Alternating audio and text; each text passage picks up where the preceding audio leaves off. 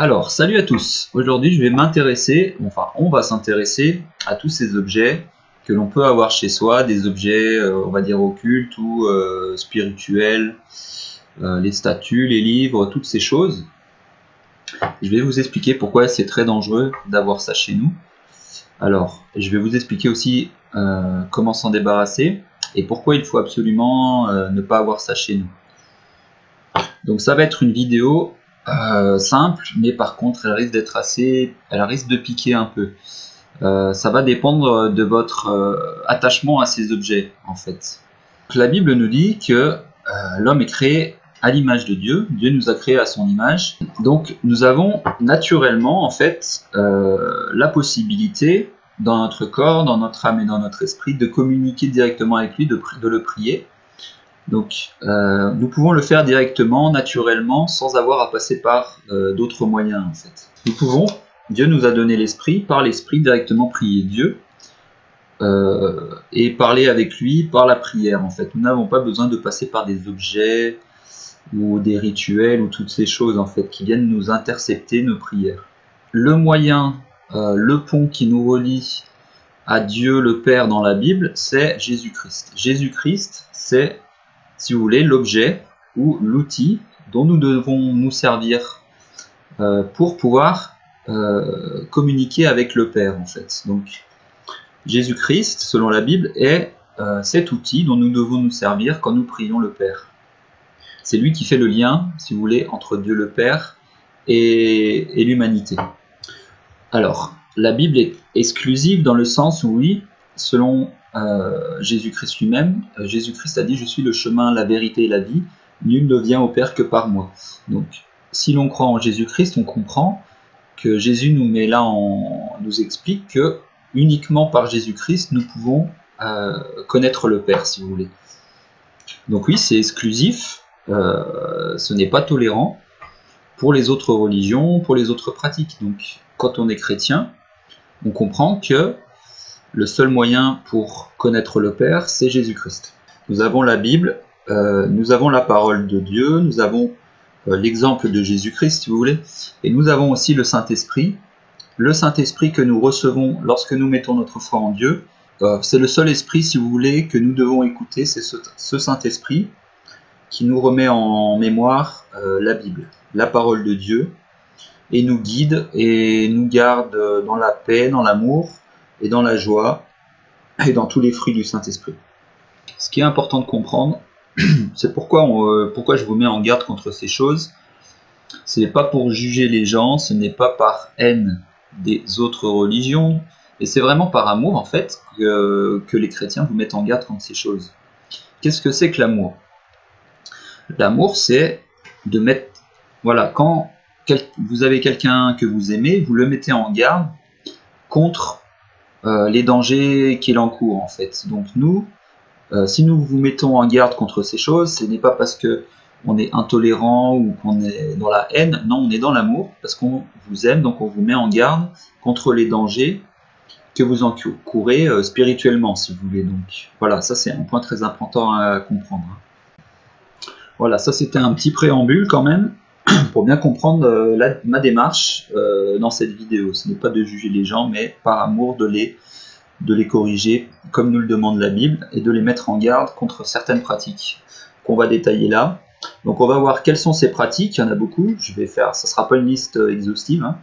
Je vais essayer de passer en revue le maximum de choses que je connais en fait, et je vais vous expliquer aussi pourquoi c'est dangereux, et pourquoi il faut nettoyer votre maison. J'ai appelé cette vidéo « Nettoyer votre maison » en fait, mais j'aurais pu l'appeler aussi « Nettoyer votre vie » ou encore « Nettoyer votre esprit », voilà. Donc, il y a beaucoup d'objets comme ça qui nous semblent spirituels, ésotériques, des outils, des rituels, des livres. Ces objets, ces outils, ces livres, ils sont chargés spirituellement sur les fréquences qui correspondent en fait à une spiritualité, ce que la Bible appelle des doctrines de démons, si vous voulez. Donc ne vous affolez pas, je vais vous expliquer. Hein. Partez pas en courant, parce que j'ai dit une doctrine de démons.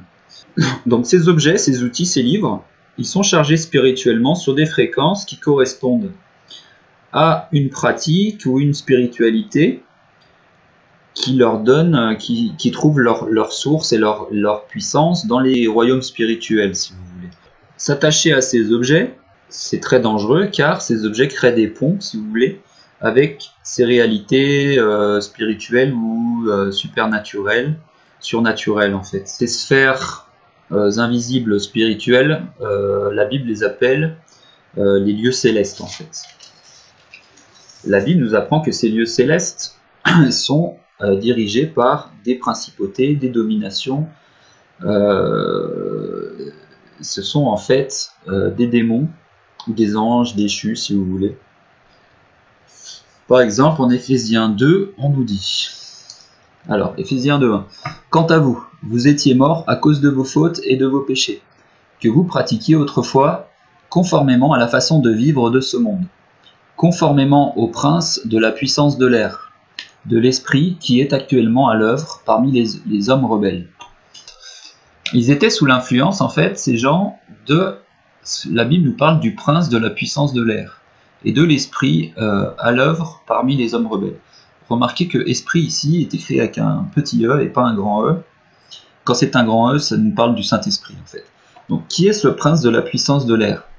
Eh bien, c'est Satan. Satan, dans la Bible, c'est le prince de la puissance de l'air. Donc, vous voyez bien que Satan n'est pas en enfer pour le moment. Satan, il est comme un lion dévorant, prêt à sauter sur n'importe quelle proie. Il se promène sur terre, si vous voulez. Il n'est pas du tout, pour le moment, en enfer et ligoté en enfer. Non, c'est la puissance de l'air, c'est le dieu de ce monde. Et voilà, la puissance de l'air, ce sont ces royaumes spirituels, en fait, qui sont habités par ces principautés, ces dominations. Quand la Bible nous parle de principautés, de domination dans les lieux célestes, en fait, elle nous parle de ces démons, ces anges déchus, auxquels nous relient ces objets occultes, en fait, et ces rituels un peu douteux. Donc on va voir d'abord quel est le but, quel est le rôle, quel est le pouvoir de ces objets un peu occultes. Un objet peut avoir l'air très spirituel et avoir vraiment une résonance spirituelle, si vous voulez. C'est parce ils portent la signature, en fait, de concepts spirituels qui sont liés à ces lieux célestes, à ces royaumes spirituels. Par exemple, les principautés, les démons qui sont en charge de l'hindouisme, par exemple, ils peuvent interagir avec nous spirituellement, par la pensée, par l'esprit, par le biais de ces objets, de ces statues, de ces idoles. Par le biais de ces objets, nous percevons la réalité qui nous entoure à travers la lentille ou la focale, si vous voulez, de ces réalités spirituelles des lieux célestes. Donc nous nous lions par l'utilisation de ces objets à ces principes spirituels créés dans les lieux célestes. Oui, je sais, aujourd'hui on part un peu... on va me prendre pour un fou, mais c'est pas grave, on part un peu plus dans les hautosphères, si vous voulez, hein, donc accrochez-vous. Pour que ça soit bien clair, ces objets, ce sont les liens, les ponts entre nous-mêmes, notre esprit, et ces réalités spirituelles créées par des démons dans les lieux célestes. Par le biais de ces rituels, de ces objets, ces principautés, ces dominations dans les lieux célestes, elles poussent et elles promulguent, elles propagent ces fausses doctrines sur la Terre. Tous ces objets, tous ces rituels, toutes ces pratiques ne sont pas simplement décoratifs, en fait. Ce n'est pas juste pour faire joli ou pour se rassurer, je ne sais quoi. Ce sont des objets qui ont un vrai pouvoir spirituel, puisqu'ils nous font passer notre réalité à travers le filtre de ces mensonges dans les lieux célestes. Ils ont un but, ils ont du pouvoir, ils nous relient vraiment à ces puissances de l'air. Ces puissances de l'air, ces autorités, ces principautés, elles chapeautent, si vous voulez, telle ou telle pratique. Est-ce que lorsqu'on pratique ces choses, on se demande à quoi est-ce qu'on est connecté? Par exemple, qu'est-ce que c'est qu'une idole, en fait? Par exemple, une idole de Shiva, à quoi est-ce connecté dans les royaumes spirituels? Par exemple, un jeu de tarot, à quoi ça nous connecte en fait? À quoi ça nous relie? On se pose la question ou pas? Un livre sur les anges, par exemple, soignez-vous par les anges, à quoi ça nous connecte spirituellement dans les lieux célestes? Il faut vraiment faire attention. Donc il faut vraiment se poser la question que lorsqu'on pratique quelque chose, ce n'est pas anodin, ce n'est pas sans risque. Il faut faire super attention. Donc il faut toujours se demander, par exemple, je vais faire un jeu de tarot, à quoi ça va me connecter dans les lieux célestes, dans l'esprit. Un passage très intéressant de la Bible, c'est en Éphésiens 6,12 qui nous dit contre quoi un chrétien lutte en fait, même un chrétien ou même un non-chrétien. Contre quels sont les ennemis spirituels d'un chrétien ou d'un homme qui n'est pas encore sauvé. Donc Éphésiens 6,12. Car nous n'avons pas à lutter contre la chair et le sang, mais contre les dominations, contre les autorités, contre les princes de ce monde de ténèbres, contre les esprits méchants dans les lieux célestes. Donc voilà, c'est ce que je vous disais. Dans les lieux célestes, il y a des autorités, des princes de ce monde de ténèbres, donc des principautés, des dominations. On ne lutte pas en tant que chrétien contre la chair et le sang, donc c'est pour ça que Jésus nous dit d'aimer nos ennemis, voilà. Il ne nous demande pas de prendre l'épée et d'aller oxyre les païens, hein. C'est pas ça du tout que Jésus nous demande.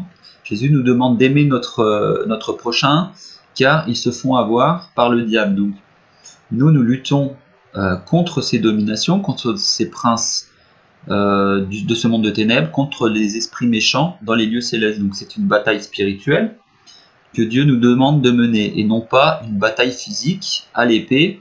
Ce ne sont pas les croisades, ce sont les croisades spirituelles, si vous voulez. Hein. Pourquoi les gens font ces pratiques? Parce qu'en fait, ils cherchent la vérité, ils cherchent des réponses, ils cherchent à trouver Dieu, mais ils sont interceptés par ces fausses doctrines de démons.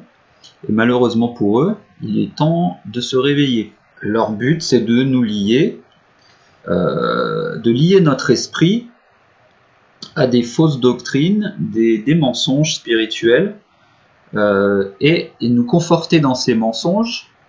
Par la focale de ces mensonges, nous voyons le monde à travers ces mensonges. Le but aussi de ces autorités, de ces dominations, les esprits méchants dans les lieux célestes, quel est le but? C'est que vous ne connaissiez jamais la vérité et que vous fassiez intercepter et que vous n'allez jamais trouver la vérité ultime qui est Jésus-Christ. Donc Jésus-Christ a dit « Je suis le chemin, la vérité et la vie. Nul ne vient au Père que par moi. » Donc le but de ces objets, de ces rituels, de ces pratiques, c'est que ces dominations ne veulent pas que vous trouviez Dieu, car elles détestent Dieu, bien sûr ce sont les ennemis de Dieu.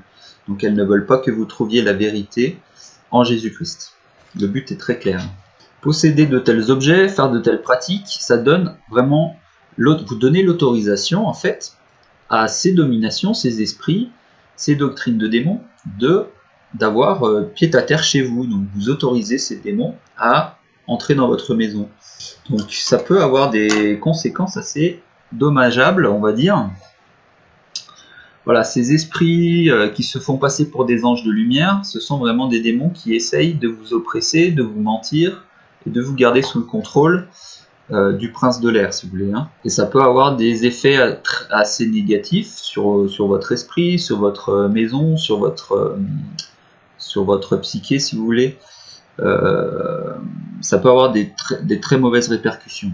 Il peut y avoir une mauvaise atmosphère dans votre maison, vous sentir mal à l'aise, des attaques de panique ou toutes ces choses. Ça peut avoir des conséquences brutales sur votre esprit, donc faites très attention.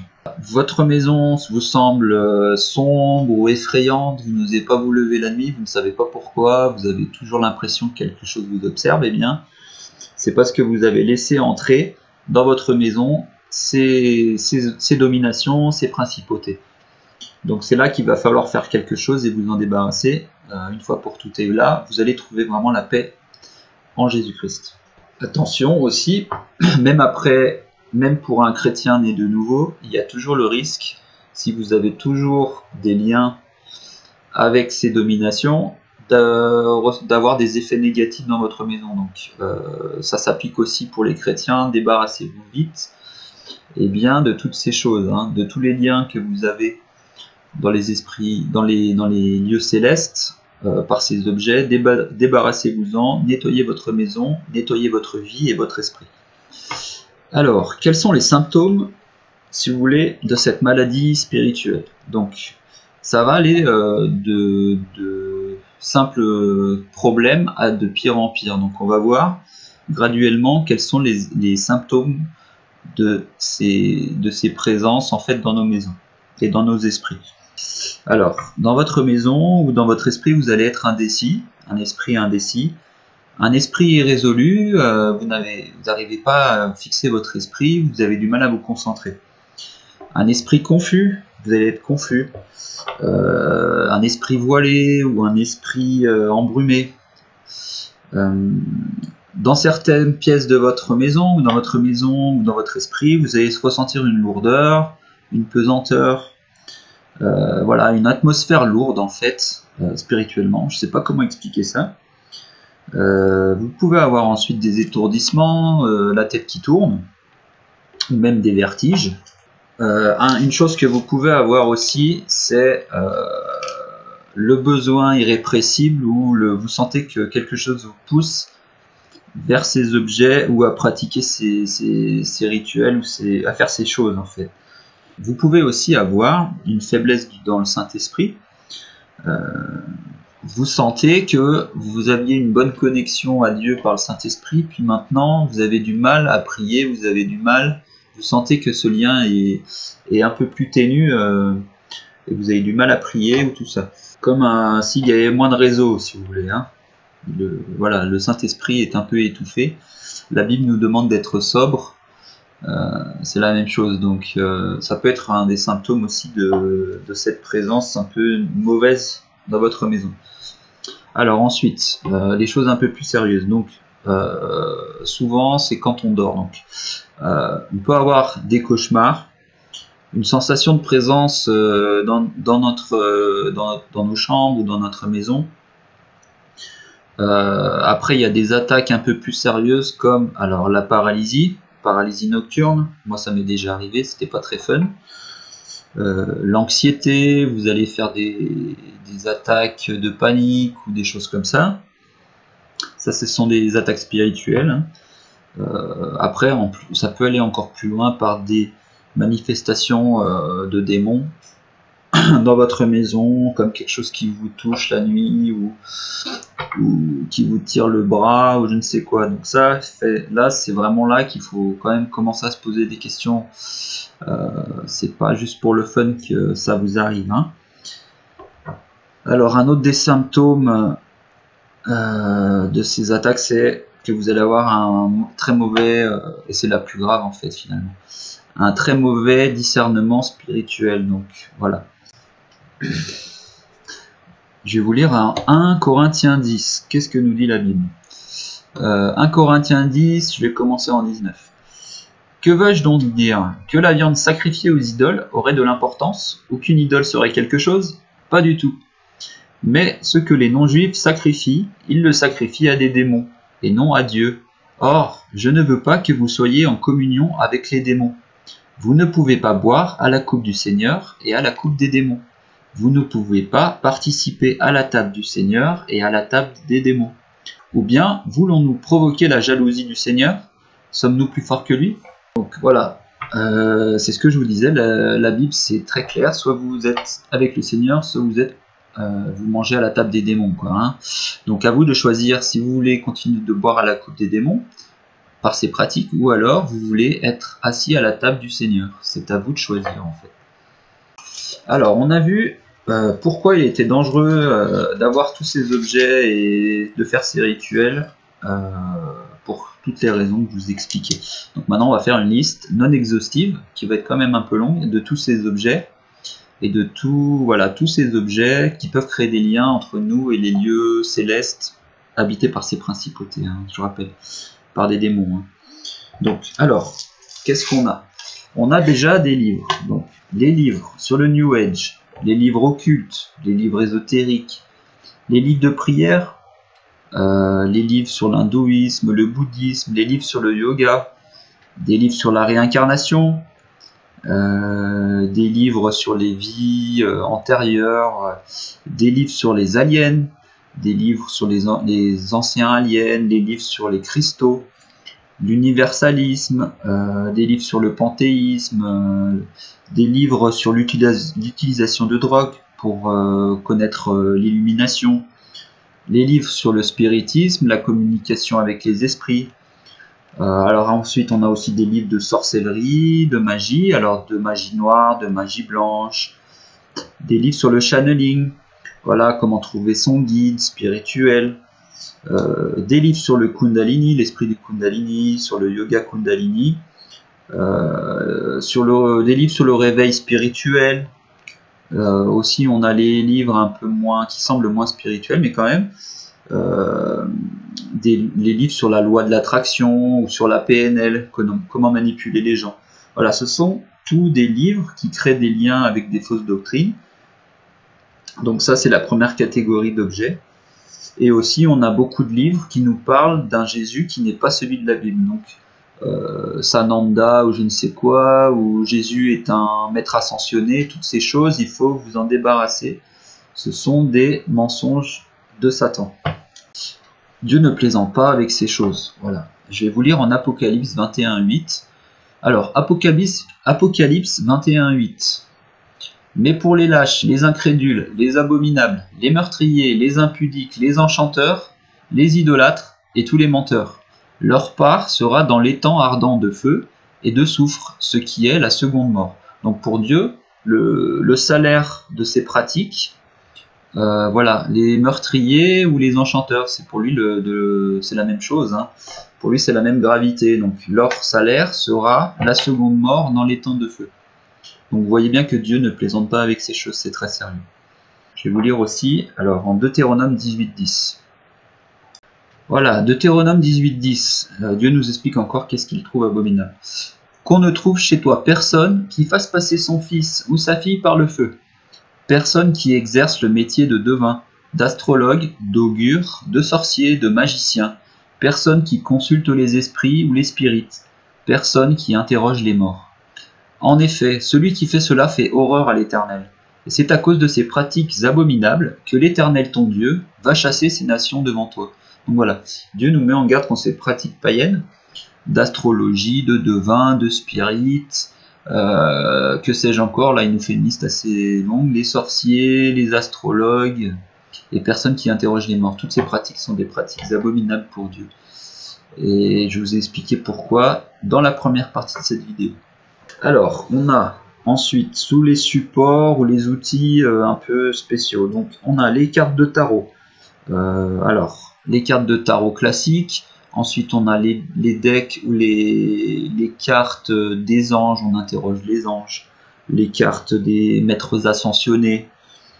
Les cartes des fées, des elfes. Qu'est-ce qu'on a encore ? Les cartes de divination, les cartes de magie. Après on a aussi les plateaux de Ouija. Qu'est-ce qu'on a comme outil encore? On a les chapelets, les photos, les chapelets de prière, voilà, les médaillons, toutes ces choses. Ensuite on a les idoles et les statues. Les idoles, les statues de Bouddha, les statues de je ne sais quoi, de Marie, les statues païennes de dieux païens, les statues de fées, de dragons.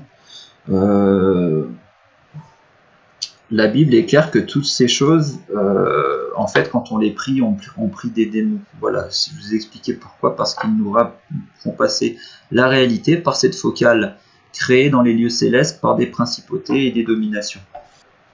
Autre objet qu'on a, donc on a les cristaux, ça c'est un truc, alors les cristaux qui nous soignent, hein, bien sûr, les boules de cristal, alors tous les bijoux de protection, les charmes de protection, les charmes, voilà, toutes ces choses, toutes choses utilisées pour la divination, la protection, le spiritisme, la magie blanche, la magie noire, toutes ces choses.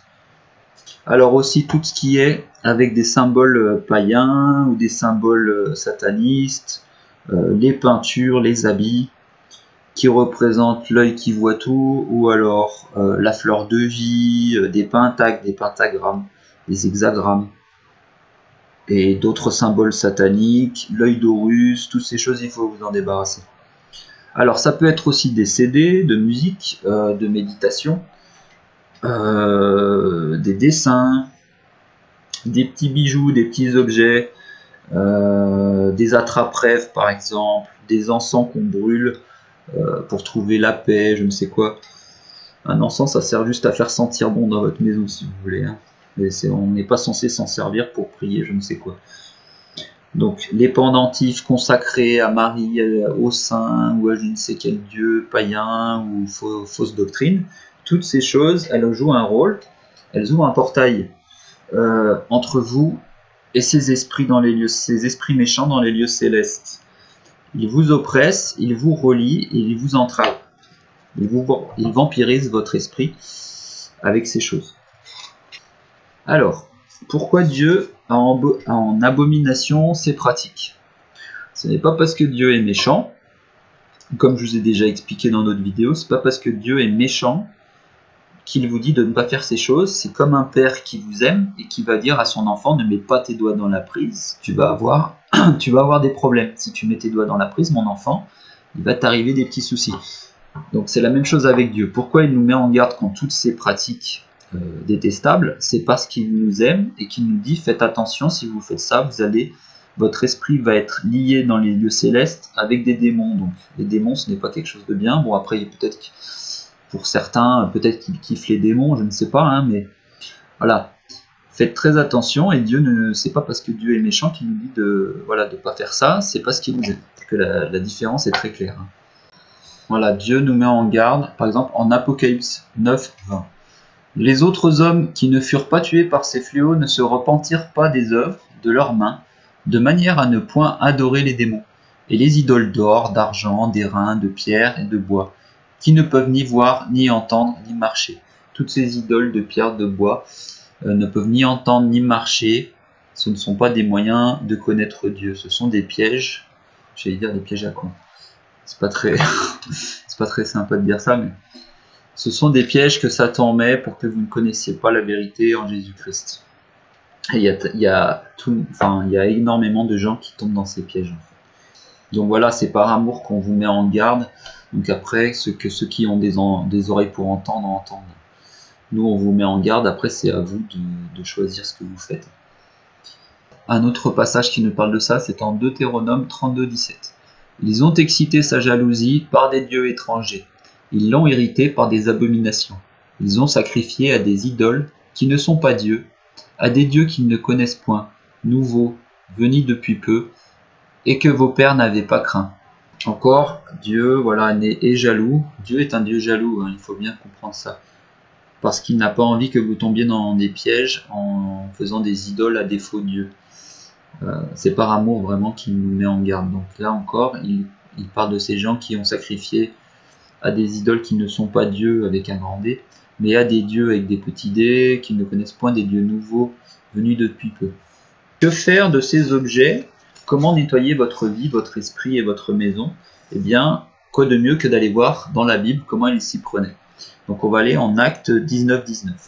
Acte 19, 19, c'est un passage sur les apôtres après la résurrection de Christ.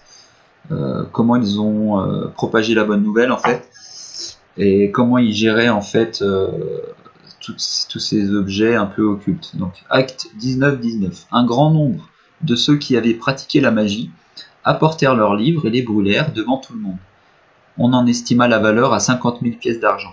C'est ainsi que la parole du Seigneur se propageait et gagnait en puissance. Donc voilà, là on apprend deux choses. Déjà, la méthode pour se débarrasser de ces objets, là, il les brûlait. Et ensuite, on apprend aussi que tous ces livres de magie ou tous ces objets, ils coûtent très cher. Leur somme était estimée à 50 000 pièces d'argent. Ceux qui vous vendent ces objets le font pourquoi? Pour le profit, pour l'appât du gain. Ce sont des objets qui coûtent très cher, les livres, tous ces objets que vous accumulez, qui en plus coûtent très cher et qui en plus vous relient à des esprits impurs. Donc, c'est les deux choses qu'on peut apprendre dans ce passage. Donc voilà, si vous avez les symptômes certains symptômes que je vous ai décrits tout à l'heure dans votre maison ou dans votre esprit, que faire? Eh bien, il faut vous débarrasser de ces objets. Alors, la méthode biblique, c'était de les brûler. Donc, si vous pouvez brûler ces objets, c'est bien. ensuite les détruire, voilà, les jeter à la poubelle. Mais vraiment, faites place neuve et faites place nette dans votre maison et vous verrez la différence. Alors, ne pas revendre ces objets, ça c'est très important. Ne pas revendre des objets pour un profit. On les détruit et on n'en parle plus afin que personne d'autre ne tombe dessus. Voilà, on ne veut pas être responsable parce qu'un gamin il va tomber sur notre planche de Ouija. Non, on se débarrasse, on la fout au feu et on n'en parle plus. Voilà, une fois que vous aurez fait place nette chez vous et dans votre esprit, c'est ce que je vous disais tout à l'heure, vous allez, voilà, l'homme et la femme, bien entendu, on est équipés naturellement dans notre corps, dans notre âme et dans notre esprit pour communiquer avec Dieu. Nous n'avons pas besoin de passer par ces objets. Naturellement, Dieu nous a créés à son image, nous pouvons, par l'esprit, communiquer avec Dieu par la prière.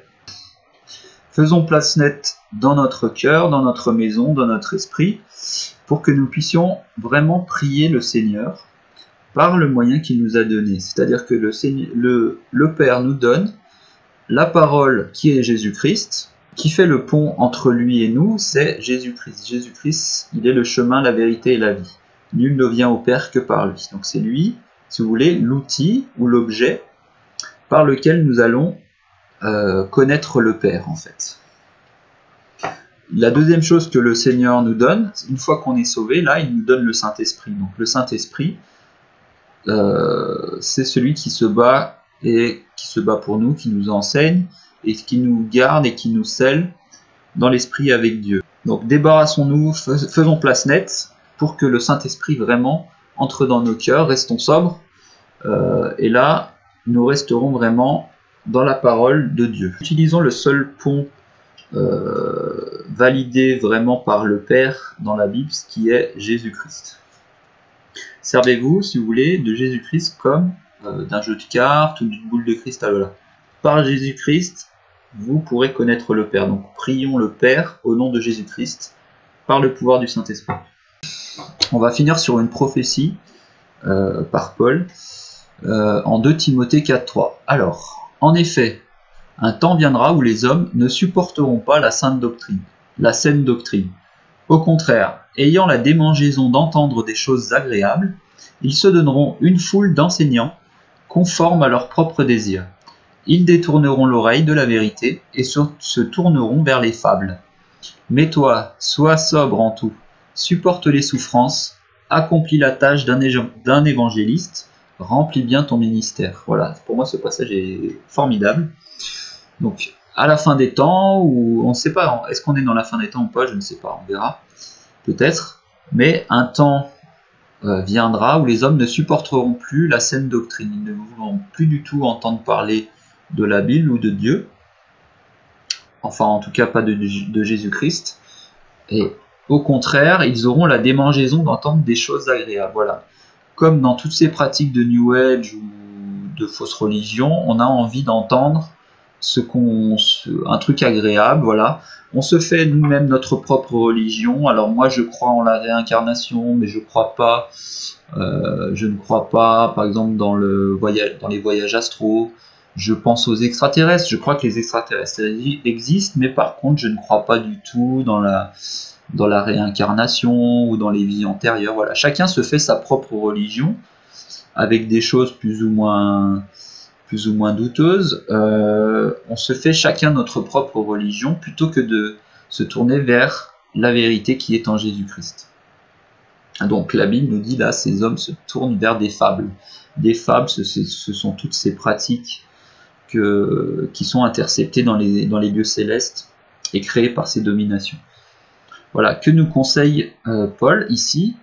Alors, mets-toi, sois sobre en tout, donc soyons sobres, supporte les souffrances, accomplis la tâche d'un évangéliste, donc voilà, propageons la bonne nouvelle, gardons la foi, gardons l'espérance, supportons les souffrances et remplis bien ton ministère. Voilà, suivons les conseils de Paul. Donc voilà, j'espère que ça vous a intéressé et pas trop piqué les oreilles. Voilà, j'espère que ce que je vous ai dit, ça vous a pas trop démangé.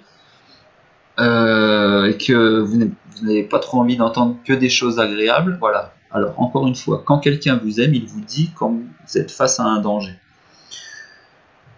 Pour résumer, nous sommes connectés naturellement à Dieu par l'Esprit, donc nous n'avons pas besoin de moyens externes, d'objets. Voilà. Par Jésus-Christ, nous prions le Père avec le pouvoir du Saint-Esprit et Dieu nous entend naturellement en fait. Il y a le Wi-Fi, si vous voulez, entre Dieu et nous. Hein. Et si vous voulez, on a la box, voilà. Je vais pas trop rentrer, je vais pas trop dire de trucs un peu blasphématoires, mais j'essaie d'imager un peu, vous expliquer comment ça marche en fait. Hein. Jésus-Christ est notre médiateur entre le Père et nous. Voilà, c'est lui qui fait ce pont pour trouver la vérité. Donc c'est pour ça que Jésus disait je suis la vérité, je suis le chemin, la vérité et la vie. Voilà, Jésus c'est notre médiateur entre le Père et nous-mêmes. Et enfin, ce n'est pas par haine ou parce qu'on est méchant qu'on vous dit ces choses, mais c'est parce qu'on vous aime justement et on veut que vous soyez sauvés, enfin que vous connaissiez la vérité, parce que là vous êtes en train de vous faire vampiriser spirituellement par toutes ces pratiques bizarres et abominables. Donc voilà. Je vous remercie si vous avez suivi cette vidéo en entier et que Dieu vous bénisse et vous guide vers la vérité. Voilà. Amen.